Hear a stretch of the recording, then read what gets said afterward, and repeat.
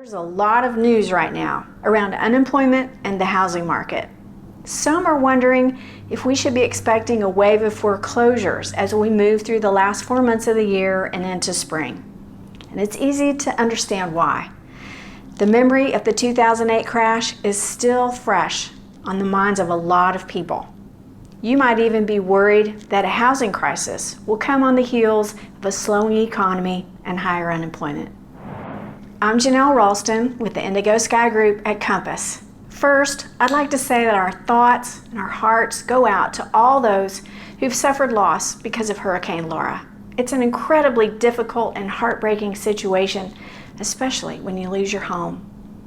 2008 and the market crash that happened was also an incredibly difficult situation, and many people lost their homes during that time to foreclosure.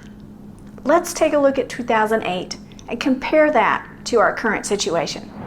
In 2008, the banks were the biggest part of the problem. They were actually incentivized to make as many home loans as possible, even to people who had no money to put down and couldn't afford to buy a home.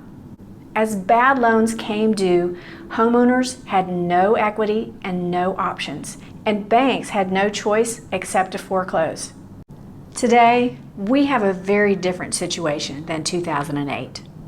We had a strong economy, halted by a global pandemic and planned shutdowns.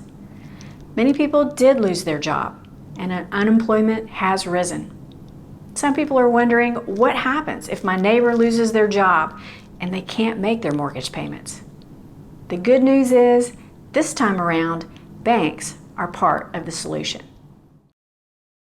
Banks are much more conservative in their lending and underwriting processes, and there's more oversight from the government. Banks have also increased their liquidity, and in 2016, Fannie Mae introduced the Principal Reduction Modification Program. All of this is telling us that banks don't want another 2008. They would much rather pause a temporarily bad situation and work with homeowners to help them avoid foreclosure.